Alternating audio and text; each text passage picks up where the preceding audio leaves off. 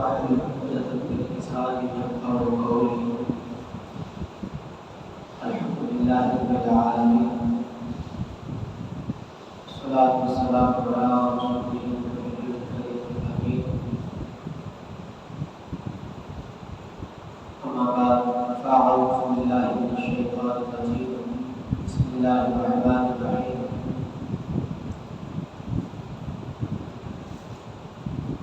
وَلَقَدْ مَكَّنَّاكُمْ فِي الْأَرْضِ وَجَعَلْنَا لَكُمْ فِيهَا مَعَايِشَ قَلِيلًا مَا تَشْكُرُونَ. إِنَّ اللَّهَ وَمَلَائِكَتَهُ يُصَلُّونَ عَلَى النَّبِيِّ يَا أَيُّهَا الَّذِينَ آمَنُوا صَلُّوا عَلَيْهِ وَسَلِّمُوا تَسْلِيمًا. الصلاة والسلام عليك يا سيدي يا رسول الله وعلى آلك وأصحابك يا سيدي يا حبيب الله.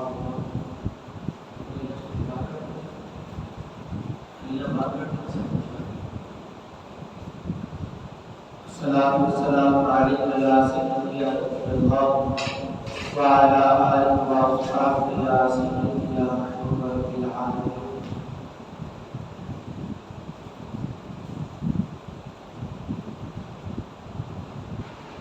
کتنی پلکوں سے نبی مان کے لائی ہوگی، کتنی پلکوں سے نبی مان کے لائی ہوگی، کیا اب ہم تشدد کی گزاری ہوگی. کتنی پلکوں سے نبی مان کے لائی ہوگی، کیا اب ہم تشدد کی گزاری ہوگی. ہر ذاتی تعریف و توصیف اللہ جل جلالہ و نوالہ و جلالہ بعد اشراف وجل ذکرہ وعز اسمہ کتاب البرکات کے لیے جو خالق کائنات کی ہے، ظلمات کی خصوص سماوات کی ہے، تعریف اس اللہ کی کہ جس نے حضرت آدم علیہ السلام کو بشر بنایا. تعریف اس اللہ کی کہ جس نے حضرت نوح علیہ السلام کی کشتی کو طوفان نوح میں حفاظت عطا فرمائی.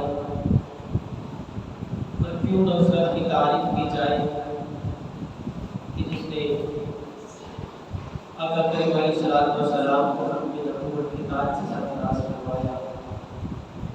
اور تعریف اس اللہ کی کہ جس نے آمنہ کے لال کا صدقہ میں ملک پاکستان عطا فرمایا. حمد و ثنا کی بات اللہ کے پیارے امت کے سہارے، بے سہاروں کے سہارا، زمانے بعد میں جس کے کوئی ٹکڑے نہیں سنتا ان کے ٹکڑے سننے والے میرے اور آپ کے آقا و مولا احمد مصطفیٰ جناب حضرت محمد مصطفیٰ صلی اللہ علیہ وسلم کے دربار دربار میں اپنی محبت و ارادت کا اعلان کرنے کے بعد نہایت واجب احترام ذوی احتشام سامعین حضرات، السلام علیکم ورحمۃ اللہ وبرکاتہ.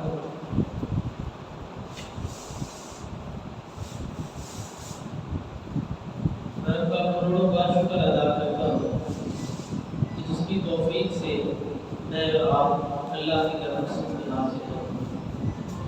سارے قصے، ساری کہانیاں میرے رب کی توفیق سے ہی ممکن ہے. وہ نہ چاہے تو بس کوئی بندہ بھی نہیں ہلا سکتا. اس کی رضا ہو تو اپنے حبیب کے صدقے سے وہ گناہ گاروں کی بخشش فرما دیتا ہے.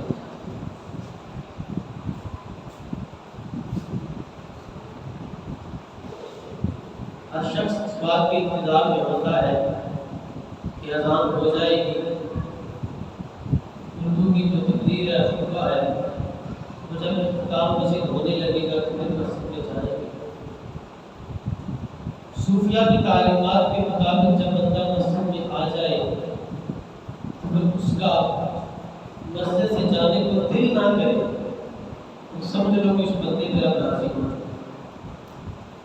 جو بندہ مسجد میں داخل ہو جائے تو اس کا مسجد سے نکلنے کو دل نہ کرے، جان لو کہ اللہ اس پہ راضی ہو چکا. اور ایک وہ بندہ جس کا مسجد میں آنے کو دل ہی نہ کرے رب جب ناراض ہوتا ہے تو رزق تھوڑی انسان سے چھین لیتا ہے. جب اللہ ناراض ہوتا ہے تو اس سے اس کی اولاد بھی نہیں چھینتا, اس کا مقام و مرتبہ بھی نہیں چھینتا. جب انسان کی بربادی کے دن آ جائیں اور اس کی سرکشی اس کی تباہی کا سبب بن جائے تو پھر اللہ تعالیٰ کی طرف سے اس کو سجدے کی توفیق نہیں ہوتی, اور بندہ یہ سمجھتا ہے کہ میرے پاس میں بڑا مصروف ہوں. اے حضرت انسان, تو مصروف نہیں, تجھے مصروف کر دیا گیا دنیا میں, اور جنہوں نے رب کو پانے کی لو لگا لی اللہ نے ان کو اپنے گھر کا مہمان بنا. آقا کریم علیہ السلام نے ارشاد فرمایا,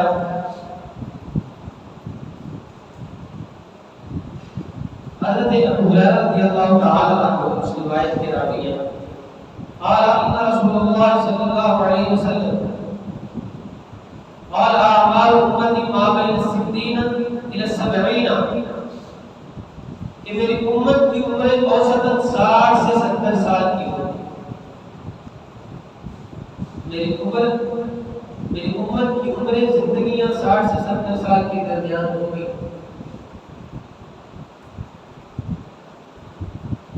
انسان اتنی لمبی امیدیں اس بات پہ لگا کے بیٹھ جاتا ہے, کل کے چکر میں ذرا انسان اس بات کا تصور کرے کہ قبروں میں کتنے ہی لیتے ہیں جو یہ کہا کرتے تھے کہ کل سے نماز شروع کریں, کل سے نماز شروع کریں,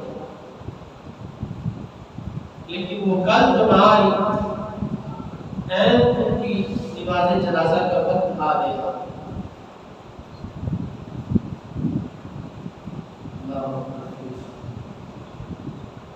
انسان کو حضرت عمر رضی اللہ تعالی عنہ جب خلیفہ مقرر ہوئے, بلکہ اپنی زندگی میں انہوں نے ایک ایسے شخص کو ملازم رکھا ہوا تھا کہ تو ہر دوسرے دن آپ نے مجھے اس بات کی تلقین کیا کہ آخرت کی یاد دلایا, اور مجھے اس بات کی طرف اشارہ کر کے جایا کہ عرصہ تک یہ سلسلہ چلتا رہا.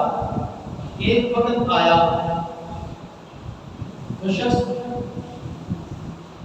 حضرت عمر رضی اللہ تعالی عنہ کی تحریس پہ حاضر ہوا, کہا حضرت میں آپ سے تنقید پانے کے لیے آیا ہوں اور آپ کو یاد دلانے آیا ہوں کہ اے عمر موت کو مت بھولنا, ان قریب زندگی ختم ہو جائے. اس نے اپنی ذمہ داری کے مطابق آگاہ کیا تو حضرت عمر رضی اللہ تعالی عنہ نے جو اس کی اجرت بنتی تھی وہ اس کو دے دی. کہا کہ آج کے بعد تمہیں آنے کی ضرورت نہیں ہے. اس نے عرض کی اے عمر کیا اور کوئی ملازمہ کر لیا ہے؟ کہا نہیں. تو کہا کہ کیا میرے کام میں کوئی نقص باقی ہے؟ کیا وجہ ہے کہ آپ نے مجھے منع فرما دیا ہے؟ میں تو مسلسل جب سے آپ نے میری ذمہ داری نکالی ہے میں اپنی ذمہ داری بڑے اچھے طریقے سے نبھانے کی کوشش کر رہا ہوں, ذرا یہ تو بتلائیے مجھ میں خامی کیا پائی گئی ہے؟ کہا خامی تجھ میں نہیں ہے. آج جو ہی میں نے اپنی داڑھی کے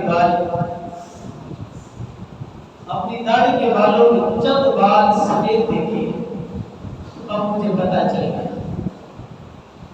یہ جو سفید بال ہے اس بات کی علامت ہے کہ اب بڑھاپا اتر آنے والا ہے.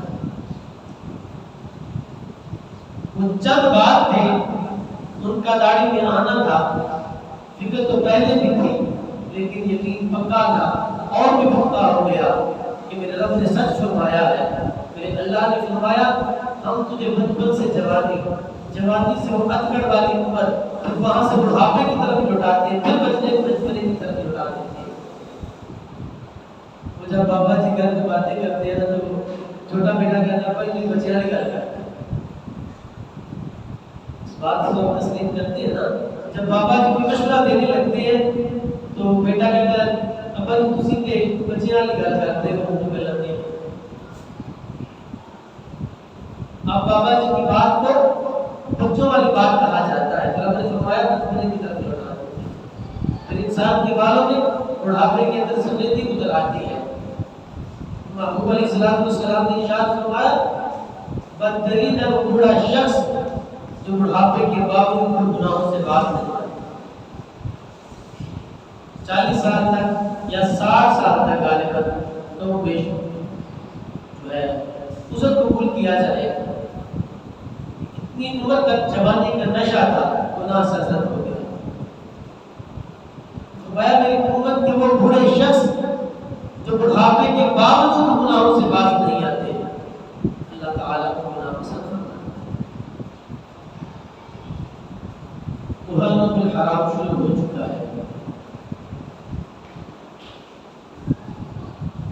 محرم الحرام جب بھی آتا ہے تو میں حسین کی تازگی لے کے آتا ہے، لیکن یہ بھی نہیں بھولنا چاہیے کہ یکم محرم الحرام خلیفۃ المسلمین خلیفہ دوم جناب حضرت سیدنا عمر بن الخطاب رضی اللہ تعالی عنہ کا یوم شہادت۔ آپ نے اسلامی فتوحات کا جو سلسلہ شروع کیا، جناب مطلوب رضی اللہ تعالی عنہ کے بعد آپ نے خلافت کے مسلک میں جلوہ فراز اللہ نے فرمایا کہ آپ نے اپنی دور خلافت میں اسلام کے جھنڈے بیت المقدس میں جب گاڑے، آج کی تاریخ میں انگریز بھی کہنے میں مجبور ہو گیا جب اس نے اسلام کی تاریخ کو پڑھا تو کہنے میں مجبور ہو گیا اگر اسلام کے دامن میں ایک اور مذہب ہوتا تو آج پوری دنیا پہ اگر کوئی مذہب ہوتا تو صرف مذہب اسلام ہوتا۔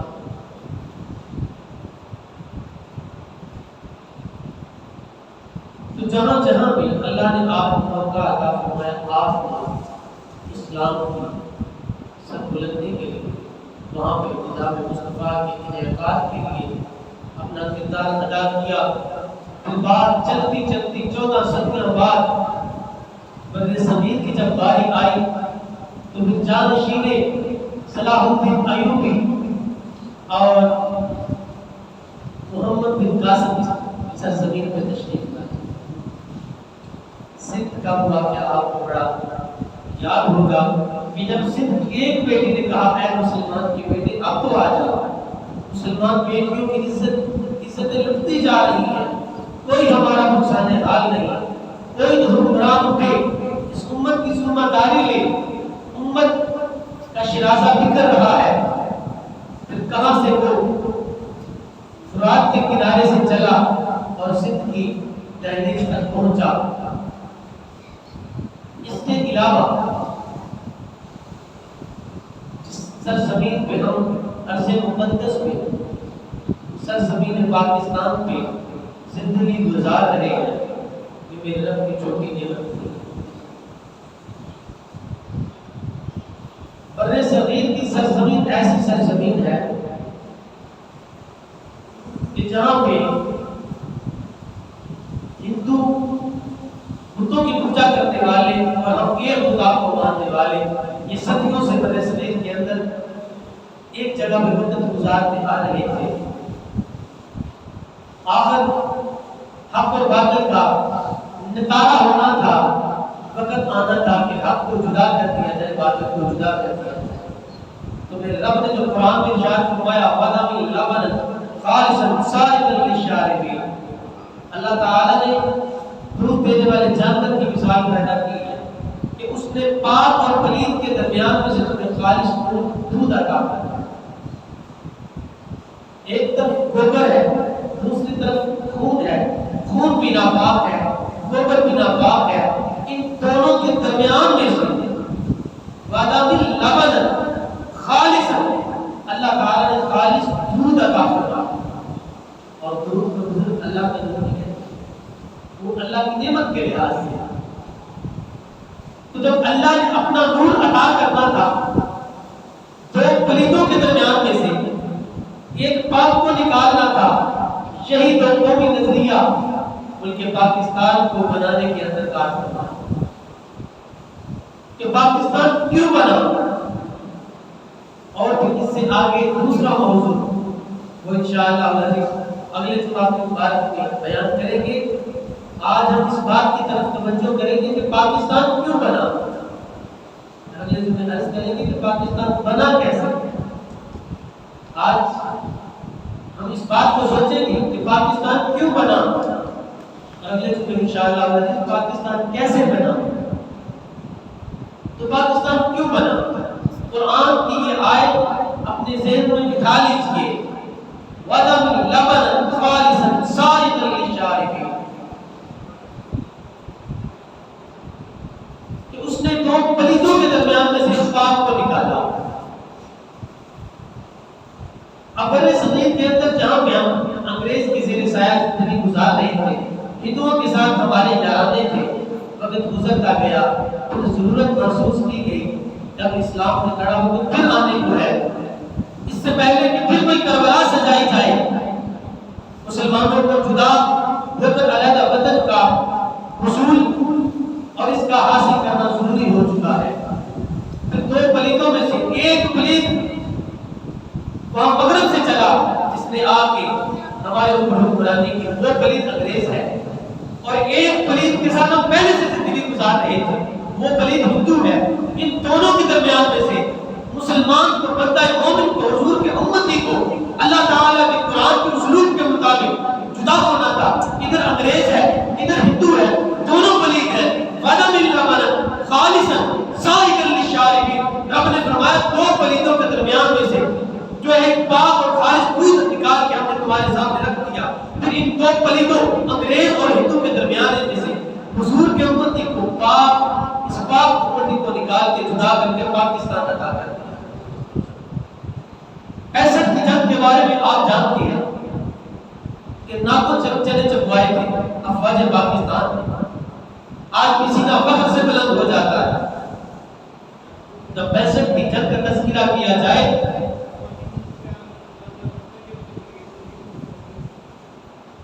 تو ہمارے کلیجے چوڑے ہو جاتے ہیں.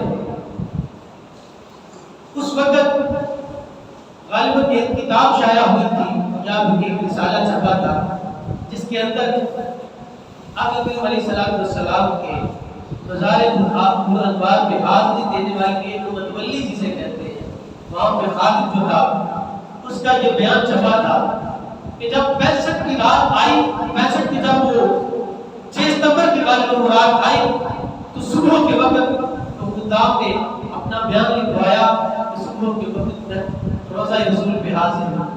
میں ٹیک لگا کے بیٹھا ہوں، میری آنکھ لگ گئی، ادھر آنکھ بند ہوئی ہے، ادھر مقدر جاگ گئے ہیں. میں کیا دیکھتا ہوں کہ آقا کریم علیہ السلام اپنے یاروں کے ساتھ ایک طرف جناب ابو بکر ہے، دوسری طرف عمر ہے، اپنے یاروں کے ساتھ مزار انوار سے نکلے. حضور کی قبر انور کھل گئی، حضور اپنی قبر سے نکلے، صحابہ اپنی قبروں سے نکلے تو اپنے دربار رسالت جو سرکار کا روزہ وہاں سے نکلنے لگے. پوچھا گیا حضور رات کی اس پہر کہاں جانے کا ارادہ ہے؟ اس نے لکھوایا، یہ بیان ریکارڈ کروایا. میرے اللہ کے محبوب علیہ السلام نے آگے سے جواب ارشاد فرمایا، بات اصل یہ ہے کہ سرزمین پاکستان پہ، میرے ملک پاکستان پہ دشمن نے حملہ کر دیا ہے. میں محمد اپنے ملک کی نصرت اور مدد کرنے کے لیے جا رہا ہوں. اور جس ملک کو،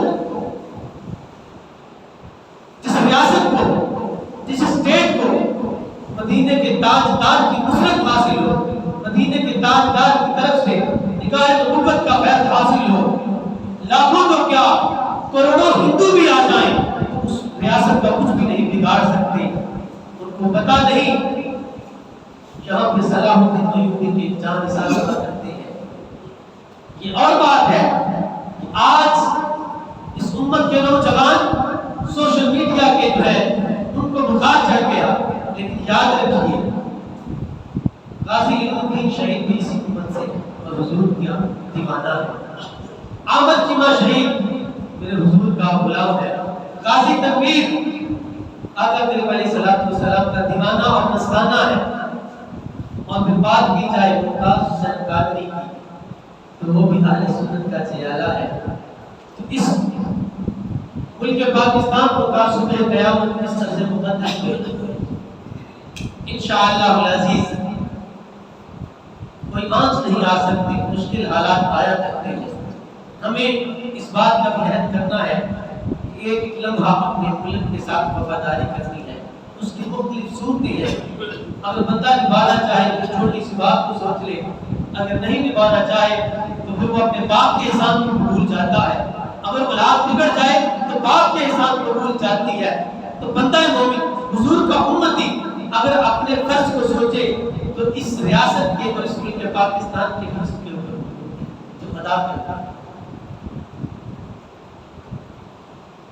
یہ عرض مقدس ملک پاکستان اللہ تعالیٰ نے رمضان مبارک اور سن 14 اگست 1947 کو عطا فرمایا. کل تقریباً یہی وقت تھا، اور اس سے 20 منٹ پہلے کی بات ہے، 1 گھنٹہ پہلے کی بات ہے. میں دیکھ رہا تھا وہ ایک لڑکا انٹرویو کر رہا تھا لوگوں کا، یہ عید سے آگے پیچھے کی بات ہے. وہ لوگوں سے پوچھتا کیا ہے کہ قربانی کرتے ہیں؟ ہاں جی شکر اللہ کا کرتے ہیں. وہ سوال کرنے والا کرتا ہے کہ آپ یہ بتائیں کہ یہ قربانی کس پیغمبر خدا کے ساتھ منسوب ہے؟ مطلب کیا کہ یہ اللہ کے کس نبی کی سنت ہے؟ ایک نے جواب دیا حضرت آدم علیہ السلام، ایک نے جواب دیا اللہ کے ساتھ منسوب ہے، ایک کہتا اچھا یہ حضرت علیہ السلام کے ساتھ منسوب ہے. پوچھا کہ کس حضرت علیہ السلام؟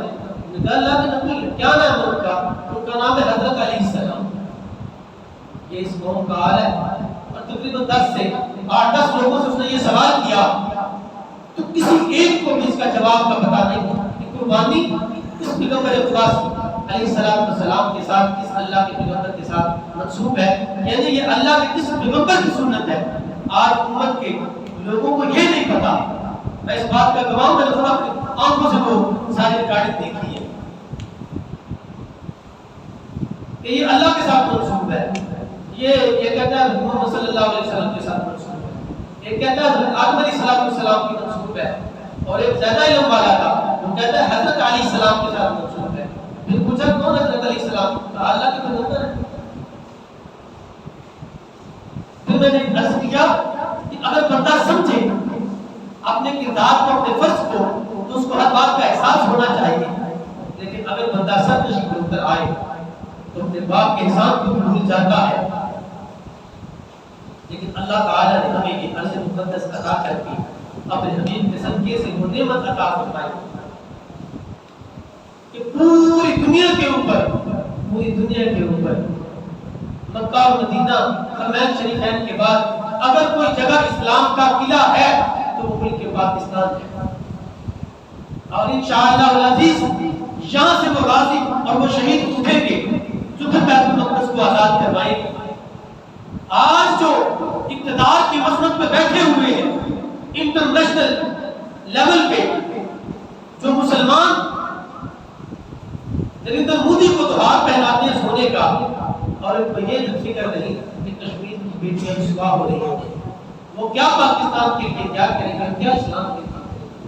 جہاں پہ ہر دوسرے دن شراب خانوں کا اور سینما کا افتتاح کیا جاتا ہو، اور پھر ریاست اسلام کے نام پہ وہ بننے والی یہ سب جسے میرے آقا کریم علیہ السلام نے مدینہ بنایا، وہاں کے حکمران ہر دوسرے دن کبھی شراب کھانے کے افتتاح کرتی ہیں اور کبھی نئے لائسنس جاری کرتے ہیں عورت کے لیے، اس کو ڈرائیو کرنے کی اجازت ہے، اور پھر کبھی سینماز کا افتتاح کیا جاتا ہے. وہ لوگ تو کسی نے سوشل میڈیا پہ آپ نے دیکھا ہوگا، کسی نے سوال کیا، میں سوچتا ہوں کہ اکثر لوگ کہتے ہیں کہ یزید کی فوج میں مسلمان تھے. معاذ اللہ کچھ لوگ یزید کے بھی بڑے حامی نظر آتے ہیں کہ یزید بھی مسلمان، اس کی فوج بھی مسلمان، اور ادھر نواسہ رسول ہے. پھر کیسے ممکن ہے کہ حضور کا ایک امتی حضور کے نواسہ کو معاذ اللہ شہید کر دے؟ یہ کس طرح ممکن ہے؟ آج جب میں وہ تصویر سوشل میڈیا پہ دیکھتا ہوں، جب نریندر مودی کو سونے کا ہاتھ پہنایا جا رہا ہے، تو پھر سمجھ آ جاتی ہے کہ اس وقت کے یزید کون تھے، آج کے یزید کون بنے. تو یہ بنی سمیر کی سرزمین ایسی سرزمین ہے کہ میرے سامنے مستدرک للحاکم کی 30ویں جلد ہے. اس اس کے اندر اللہ تعالیٰ نے ہمارے لیے جس خطہ کو چنا، یہ بر صغیر کی سرزمین ہے، جس کو یہ شرف حاصل ہے کہ سب سے پہلے ان اول ما اهبط اللہ آدم الی الارض الهند، کہ جہاں پہ سب سے پہلے حضرت آدم علیہ السلام کو اتارا گیا وہ سرزمین ہند ہے، یہ بر صغیر کی سرزمین ہے۔ اس کو شرف حاصل ہے کہ اللہ کے پہلے پیغمبر جناب آدم علیہ السلام جب آسمانوں سے زمین پہ اتارے گئے تو سیدھے اس سرزمین پہ اتارے گئے جس سرزمین پہ آج کے پاکستان میں، تو یہ اس سرزمین کا شرف ہے کہ یہاں پہ خلیفۃ اللہ ابو البشر جد الانبیاء جناب آدم علیہ السلام کا نزول فرمایا گیا، اور اس لحاظ سے سب سے پہلے جس سرزمین نے آدم علیہ السلام کے نبوت والے قدموں کو چوما وہ سرزمین بر صغیر ہے، آج جہاں پہ ملک پاکستان ہے۔ اور پھر جب سب سے پہلے جس سرزمین پہ توحید و رسالت کے نغمے علاقے کے، جہاں پہ سب سے پہلے رب کی توحید کا اعلان کیا گیا، جہاں پہ سب سے پہلے رسول اللہ صلی اللہ علیہ وآلہ وسلم کے آنے کی خوشخبریاں سنائی گئی، وہ بھی سرزمین ہند یعنی بر صغیر، مطلب یہ ملک پاکستان کی سرزمین ہے۔ ہمیں یہ شرف حاصل ہے، ہم اس خطے کے اندر رہ رہے ہیں جہاں پہ اللہ کے پہلے پیغمبر جناب آدم علیہ السلام کو اتارا گیا، اس سرزمین پہ سب سے پہلے اللہ کی توحید کا جھنڈا لہرایا گیا، اس سرزمین پہ پہلے سب سے پہلے آمنہ کے لال کے قصیدے پڑھے گئے۔ وہ کس طرح جب آدم علیہ السلام اس سرزمین پہ اتارے گئے تو حضرت آدم علیہ السلام کو وحشت محسوس ہوئی، آپ پہلے بشر تھے اس سرزمین کو اتارے گئے، آپ کو وحشت محسوس ہوئی، تو اللہ تعالیٰ نے آپ کی وحشت کو دور کرنے کے لیے جو صدا بلند کروائی وہ کیا صدا تھی؟ اشہد ان لا الہ الا اللہ و اشہد ان محمد رسول اللہ۔ سب سے پہلے اشہد ان لا الہ الا اللہ، صدا لگانے والے نے صدا لگائی کہ میں گواہی دیتا ہوں اللہ ایک ہے، اس کا کوئی شریک نہیں، واشہد ان محمد رسول اللہ، اور میں گواہی دیتا ہوں کہ محمد اللہ کے رسول ہیں۔ سب سے پہلے جس جگہ پہ توحید و رسالت کے نغمے علاقے کے وہ بھی سرزمین ہند، مطلب یہ کہ سرزمین پاکستان ہے، اس سرزمین کو اتنے شرف حاصل ہے۔ اور پھر حضرت علی رضی اللہ تعالی عنہ کا قول، وہ بھی مستدرک الحاکم کی حدیث نمبر 3597 جو مترجم ہے ترجمے والی، اس میں موجود ہے۔ حضرت علی رضی اللہ تعالی عنہ ارشاد فرماتے ہیں کہ مجھے ساری روئے زمین میں اطیب ریح فی الارض الہند، تو مجھے ساری روئے زمین پہ سب سے اچھی خوشبو جہاں سے آتی ہے وہ ہند کی سرزمین، وہ پاکستان کی سرزمین ہے، جہاں سے مجھے سب سے زیادہ اور بڑی دل کو لبا دینے والی خوشبو آتی ہے، وہ خوشبو بھی بر صغیر سے اٹھنے والی خوشبو ہے۔ اور یہ شرف حاصل ہے سرزمین پاکستان کو کہ حضرت علی رضی اللہ تعالی عنہ یہ اہل بیت کے آپ فرد ہیں، اور پھر آپ کی شان کے کیا کہنے۔ حضرت امیر معاویہ رضی اللہ تعالی عنہ سے پوچھا گیا، آج لوگ جھگڑا کرتے ہیں کہ حضور آپ افضل ہیں یا حضرت علی رضی اللہ تعالی عنہ افضل ہیں، تو آپ نے فرمایا افضلیت کی بات کرتے ہو کہ امیر معاویہ افضل ہے یا حضرت علی رضی اللہ تعالی عنہ افضل ہے، آؤ میں تمہیں بتاتا ہوں کہ کون افضل ہے۔ تم ہم دونوں کی افضلیت اور برتری کی بات کرتے ہو، سنو علی نے جو خط امیر معاویہ کو لکھے ہیں وہ خط، ان خطوں کے لفظ، ان لیٹرز کے لفظ میں امیر معاویہ تو کیا میری باپ کی پوری نسل سے افضل ہوں۔ حضرت علی رضی اللہ تعالی عنہ کے مقابلے میں امیر معاویہ رضی اللہ تعالی عنہ کا موقف یہ ہے کہ علی نے جو خط میں معاویہ کو لکھے ہیں ان خطوں کی شان یہ ہے کہ وہ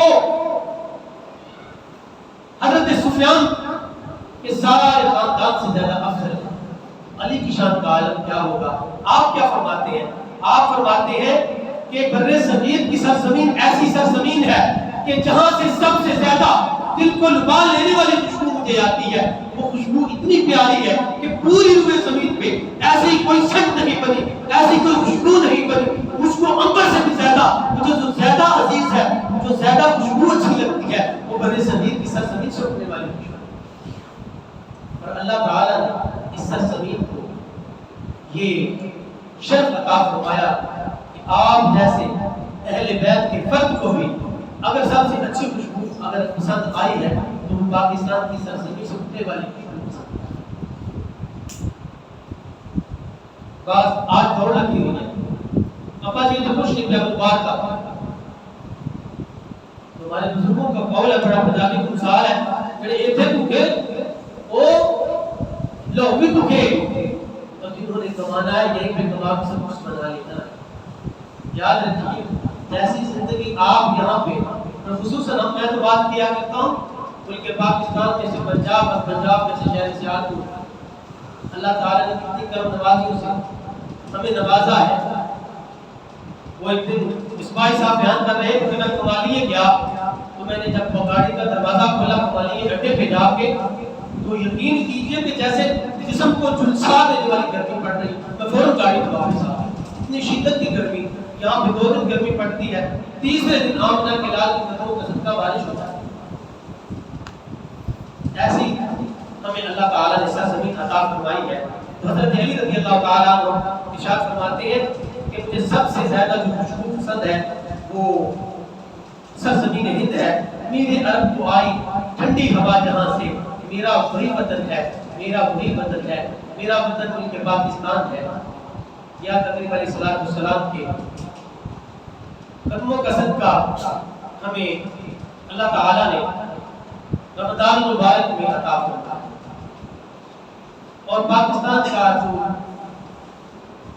لفظی ترجمہ پتہ کیا بنتا ہے، پاکستان کا اگر تقسیم کرے الفاظ کی تو اس کے معنی وہی بنتے ہیں جو مدینہ طیبہ کے ہوتے ہیں، اس کا مطلب وہی بنتا ہے جو مدینے کا مطلب بنتا ہے کہ طیبہ پاک سرزمین، پاکستان جو سرزمین ہے پاک ہے، یہاں پہ پاک لوگ ہجرت کر کے ملک پاکستان میں آئے اور اسلام کی بقا کی جنگ ہمارے اسلاف نے لڑی اور اپنی جانوں کا نذرانہ پیش کر کے کہ ملک پاکستان ہمارے لیے حاصل کیا۔ آج کی اس گفتگو میں میں نے 2 روایات کا حوالہ آپ کے سامنے پیش کیا، پھر میں نے کہا سمجھنے کو ایک لفظ ہی کافی ہے، وقت گزارنے کے لیے اگر ہم آ جاتے ہیں تو یہ اور بات ہے، ورنہ سوچ کے اس ملک کے ہم پہ بڑے احسان ہیں، اس ملک پاکستان کے ساتھ وفا کرنی سیکھیے۔ خصوصاً ہر گفتگو میں سب سے پہلے اپنے آپ کو پھر نوجوانوں کو یہ پیغام دیتا ہوں، نہ لینا چاہے تو بڑے بھی نہ لے، لینا چاہے تو بچہ بھی بات سمجھ جاتا ہے، اس ملک کے ساتھ وفادار ہو کے رہے، اپنا کردار سوچئے کہ کس طرح کا ہونا چاہیے۔ وہ قوم کہ جو فجر کا وقت اپنے بستر پہ گزار دیتی ہے، اس نے خاص اس ملک پاکستان کی بقا کی جنگ لڑنی ہے۔ حضرت علی رضی اللہ تعالیٰ عنہ نے ارشاد فرمایا کہ وہ شخص وہ سویا ہوا ہو اور سورج جاگ جائے وہ کبھی کامیاب نہیں ہو سکتا، اور ایک وہ شخص کہ سورج سویا ہوا ہو اور یہ اٹھ کے اٹھ جائے۔ چاہیے تو یہ ہوتا یہ ہے کہ بندہ سویا ہوا ہوتا ہے تو سورج اٹھ کے اس کو دیکھ لیتا ہے، ہونا یہ چاہیے کہ سورج سویا ہوا ہو اور یہ بندہ اٹھ کو دیکھ لے، چڑھتے ہوئے سورج کو جو بندہ دیکھ لیتا ہے وہ کبھی ناکام نہیں ہوتا۔ تو جو نوجوان فجر اپنے بستر پہ 7 بجے بازار میں، ظہر کے وقت یاروں کے ساتھ، عصر کے وقت ٹیوشن پہ، مغرب کے وقت سنوکر پہ، عشاء کے وقت دکان کے کھڑے پہ، اس نوجوان سے ہم کیا توقع کر سکتے ہیں کہ وہ ملک پاکستان کے لیے کوئی کردار ادا کرے گا، جس کا سارا وقت سوشل میڈیا پہ فحش تصویریں دیکھنے پہ گزر جائے، اس کو قدر ہی کیا ہے اس پاکستان کی؟ ذرا پوچھو تو صحیح بزرگوں سے جنہوں نے 14 اگست سے پہلے ہجرت کی تھی، کوئی لدھیانے سے چلا تھا، کوئی امرتسر سے چلا تھا، کوئی پٹھان کوٹ سے چلا تھا، کوئی کہاں سے چلا تھا، کوئی کہاں سے چلا تھا۔ ہمارے اسلاف نے، میں ایسے شخص کو بھی جانتا ہوں، اس نے خود مجھے یہ بات بتائی، کہتا کہ میرے ابا جی بتاتے ہیں، وہ میرا دوست ہے، اس وقت میں پنڈی میں کام کرتا تھا، جاب کرتا تھا، وہ کہتا ہے کہ میرے ابا جی بتاتے ہیں کہ ہماری سبھی پھوپھی نے میرے ابے کے سامنے پانی والی کنویں میں چھلانگ لگا دی اپنی عزت کو بچانے کے لیے، سکھوں سے عزت کو بچانے کے لیے۔ آج نام نہاد مفکر جن کو نہ ایفک کا پتہ ہے نہ نیفک کا پتہ ہے، وہ سبق دیتے ہیں اسلام قیامت کا درس دیتے ہیں، ان کے ساتھ بیٹھ کے کھا لینا چاہیے، یہ کر لینا چاہیے، وہ کر لینا چاہیے۔ ذرا تاریخ کے اوراق نگاہ کر دیکھیں، آپ کو چل پتا جائے گا کہ ان لوگوں نے ہماری ماں پہ کیا کیا ظلم کیے ہوئے ہیں، ان لوگوں نے ہماری بہنوں کی عزتیں لوٹی ہوئی ہیں۔ اتنے ہی ہزار مسلمانوں کی بیٹیاں پاکستان بنانے کے دوران ہندوؤں کی ناجائز اولاد کو جنم دینے پر مجبور ہو گئی کہ ہندو نوجوانوں نے اور سکھوں نے مسلمان بیٹیوں کے ساتھ زنا کیا اور چھپ کے نہیں کیا تھا، ان کے باپ کے سامنے کسی کے ساتھ سامنے زنا کیا۔ آج تک یہ پیغام ہے ہمارے لیے، اس ملک کی قدر کیجیے، اس آزادی کی قدر کیجیے۔ آزادی ہم نے انگریز سے حاصل کی تھی، اللہ کی شریعت سے کوئی آزادی نہیں ہے۔ آزادی ہم نے ہندوؤں کے رسومات سے حاصل کی تھی، ورنہ وہاں پہ ہمارے اسلاف کی بڑی عزت تھی۔ تھوڑی بہت جو زمینیں وہاں پہ تھی، ہمارے ماں باپ نے تو وہ بھی داغ پہ لگا کے وہ اجاڑ کے آ گئے یہاں پہ، زندگی تو وہاں پہ گزر رہی تھی۔ ہجرت کیوں کی تھی؟ پاکستان اختیار کیوں کیا تھا کہ یہاں پہ دین محمدی کے جھنڈے لہرائے جائیں؟ یا اہل کتاب لستم علی شیء حتی تقیموا التوراۃ والانجیل، اے اہل کتاب، یہ بنی اسرائیل کو اللہ نے کلام اور کتاب فرمایا کہ تمہاری بقا اس وقت تک ممکن ہی نہیں حتی تقیموا التوراۃ والانجیل، جب تک کہ تم تورات اور انجیل کے احکامات کو دنیا پہ لاگو نہیں کر دیتے۔ جب حضرت موسیٰ اور حضرت عیسیٰ علیہ السلام کا دور تھا، یعنی کتاب اللہ کے مطابق زندگی گزاری، تو آزادی ہم نے گائے کا موتر پینے سے حاصل کی تھی، آزادی ہم نے بتوں کی پوجا کرنے سے حاصل کی تھی۔ آج ہم نفس کے پجاری بنے ہوئے ہیں۔ آزادی ہم نے ان کے غلط رسومات سے حاصل کی تھی، ان سے آزادی حاصل کر کے پھر بھی ہم نفسی طور پر غلام بنے ہوئے ہیں۔ ہمارے لباس، ہماری چال، ہماری ڈال، ہماری سوچ، ہمارا کردار، ہماری گفتار، حتیٰ کہ ہمارے صبح و شام انگریز کی طرح، انگریز بھی مزے کر رہا ہے، ادھر اذان ہو جاتی ہے، ہم بھی مزے کر رہے ہیں۔ ہندو بھی جو ہے وہ کھیل تماشا دیکھ رہا ہے، رنگا ڈانس دیکھ رہا ہے، ہمارے حضرات اسی طرح کرتے ہیں۔ موبائل ہاتھ میں اذان ہونے لگے، وہاں پہ سٹاپ کیا، اذان کا جواب نہیں دیتے، اذان ختم ہونے کا انتظار کرتے ہیں۔ ابھی اذان ختم نہیں ہوئی، مؤذن نے بھی دعا مانگ لی ہے، پھر فٹافٹ ٹچ کر کے بٹن کو دبا کے پھر ہم فسٹ ڈانس دیکھتے ہیں۔ بات کرنے کا مقصد یہ ہے کہ جب ہم اس طرح کی زندگی گزاریں گے تو پھر ہم نہ اپنے آبا و اجداد کے ساتھ وفادار ہیں نہ ملک پاکستان کے ساتھ وفادار ہیں۔ اللہ تعالی ہمیں اس باتوں کو سمجھنے، سوچنے اور ان پر عمل کرنے کی توفیق عطا فرمائے۔ وآخر دعوانا